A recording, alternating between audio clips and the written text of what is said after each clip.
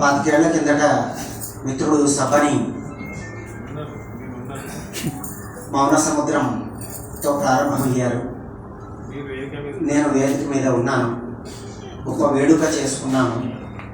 25 ఏళ్ల కిందట ఉన్న మౌన సముద్రం ఈ 25 సంవత్సరాల్లో మధ్య కదిలి సంచలనాలకు లోనై ఎగిరిపడి కల్లోల తరంగాలతో తెలుగు సాహిత్య తీరాన్ని తాకి ఆటుపోట్ల సముద్రంగా మారి తన ముద్రను ఎక్కడా కోల్పోకుండా ఒంటరి సైనికుడు ఆయన. చెరియలు కట్ట దాటడం అంటే పర్వాలేదు కొంత మేరకు, ఎందుకంటే కొంతమంది ఏమో హద్దులు లేవన్నారు. మరి అందుకని తనకు తెలుసు, అంటే తన పరిమితి ఏమిటో తనకు తెలుసు. బాగా అవగాహన కలిగిన మనిషి, చక్కగా తెలుగులోను, తర్వాత ఆంగ్ల సాహిత్యంలోను, తెలుగు సాహిత్యంలోను, సాహిత్యమే కాక భాషలో కూడాను, హిందీ సాహిత్య భాషల్లో కూడాను, అటు సంస్కృతాన్ని కూడా మేమిద్దరం కలిసి మంచిర్యాల వెళుతున్నప్పుడు సంస్కృతం అధ్యయనం చేస్తున్నట్లుగాను, ఏదో డెప్త్లో ఉన్నట్లుగా కూడా జైన్ అయినారు. అదే మేము 2-3 గంటలు ప్రయాణం చేస్తూ మాట్లాడుకున్నాం హాయిగా. కనుక ఏమైనా అతను ఒక నిరంతరంగా సాహిత్యాన్ని ప్రేమిస్తూ శ్వాసిస్తూ ఉన్న మా తరం మనిషి. ఒంటరి సైనికుడిగా చేయడం అనేది సులభం కాదు. ఎక్కడా నిరాశపడకుండా తన ప్రస్థానాన్ని, తన సాహితీ ప్రయాణాన్ని ముందుకు కొనసాగిస్తున్నారు. ఇది వేళ ఇప్పుడు కొంచెం అంటే మంచి వేళ చెడ్డవేళ అని చెప్పడం లేదు, కానీ ఇది మౌన సముద్రం వేళ కాదు. నేను కాసేపు మాట్లాడితే మీరు ఆటుపోట్ల సముద్రం అవుతారు. ఎందుకంటే మీ ఆకలి కేకలు ఇవన్నీ కూడా చాలా ఇబ్బందికరమైనవి కాబట్టి, అని ఆత్మీయులు చాలా మంది ఉన్నారు కాబట్టి నేను చెప్తున్నాను. ఎందుకంటే really I enjoyed a lot sister autobiography.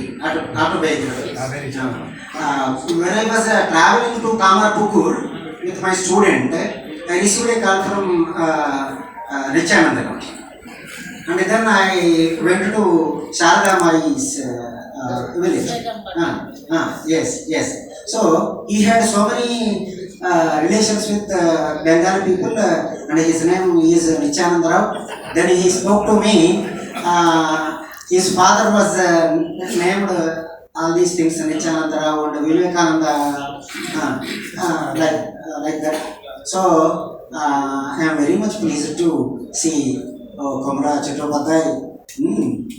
I translated Divyendu Palit and Jiva Mitra's present literature, and from Bengali directly I translated from Bengali Divyendu Palit, కొన్ని మర్చిపోయాను ఇంకా ఏమిటో కానీ. 24 ఏళ్ళైంది అనువాదాలు వదిలేసి తెలంగాణ భాషా సాహిత్యాల గురించి పనిచేస్తున్నాను. కాబట్టి ఒక 10 ఏళ్ళు seriously work for translation. I have translated so many poems and stories and even novels also from 13 Indian languages, and I got Central Sahitya Academy Award for novel translated by Malayalam Smaraka Shilagal. So anyhow, I am happy enough to see all these people. Nityanand Rao is my best friend, and really I am proud of being elder to Nityanand Rao. నేను PhD పుస్తకాలు 34 ఏళ్ల కిందట డిపార్ట్మెంట్లో submit చేయడానికి పోతూ ఉంటే నిత్యానందరావు గారు దాన్ని చూశారు. అప్పటికే ఆయన తెలుసు, నేను తెలుసు. నేను భాస్కర్ అంటే నల్వడి భాస్కర్ అని చెప్పేసి పాపం he helped a lot, and నన్ను invited to his hostel. And ఆ రాత్రంతా కూడా మేము నైట్ చేసి, మీరు బద్దలవుతారని తెలుసు, మౌన సముద్రాలు ఏం చేయాలి, నేను బద్దలవుతున్నాను, సమస్య అది. మరి మనం ఏదో మీ చంద్రలేఖ విలాపం అవునా రాత్రంతా చేసి ఎప్పుడంతా బయటపడేసాము. సో ఎనీహౌ చాలా చాలా rich experiences are there with the people. I once again Sabari garu heart congratulations to you, heart congratulation to you. So మీరు కొనసాగించండి, మంచి రిజల్ట్స్ వస్తాయి. విదౌట్ హ్యావింగ్ ఎనీ, అంటే మనం ఏంటంటే నేను ఒక మాట చెప్తున్నాను, ప్లీజ్, ఏది ఆశించకుండా పనిచేసినప్పుడు సుదీర్ఘకాలంలో సత్ఫలితాలు వస్తాయి. ఫలితాలకు ఆశించి చేసేటప్పుడు మన సిరా పలచబడుతుంది. ప్లీజ్ మనసులో గుర్తుపెట్టుకోండి, ఏది ఆశించకుండా. కవి ఋషితో సమానుడు, ఇవన్నీ అందరూ చెప్పినటువంటి కవులు, లెజిస్లేటర్స్ మాత్రమే కాదు, జడ్జెస్ కూడా, న్యాయమూర్తులు కూడా. కాబట్టి ఏది ఆశించకుండా మనం పనిచేద్దాం. వస్తే తీసుకుందాం, రాకపోతే బాధపడేది లేదు. మీ ఆత్మ మన ఆత్మలకైతే తృప్తి ఉంటుంది కదా, మనం ఎంత పని చేసాము, మనం ఎంత బలం ఉందో ఎంత బలహీనత ఉందో మనకు తెలుసు. స్వస్వరూప జ్ఞానం కలిగిన వాళ్ళం కాబట్టి అది ఉండటం అది చాలా మంచిది. ఎందుకంటే మనం గొప్పలు అనుకోవడం ఎంత పొరపాటు, తక్కువలు అనుకోవడం కూడా అంతే పొరపాటు. మనకు తెలుసు మనకు బలాలు ఉన్నాయి, బలహీనతలు ఉన్నాయి. కాకపోతే మన బలహీనతలను తగ్గించుకొని బలాల వైపు మనం ప్రయాణించవలసిన అవసరం ఉంది. అది కరీంనగర్లో ఆ క్యాపబిలిటీ ఉంది, దట్ పొటెన్షియాలిటీ వీ హ్యావ్.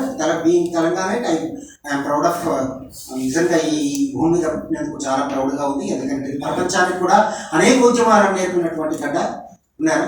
తర్వాత మా పెద్ద మనిషిని చూస్తే ఇక్కడి నుంచే కదా తను ఎడిగేవారా లేక కందకుర్తి గ్రామం మన నిజామాబాద్ ఆర్ఎస్ఎస్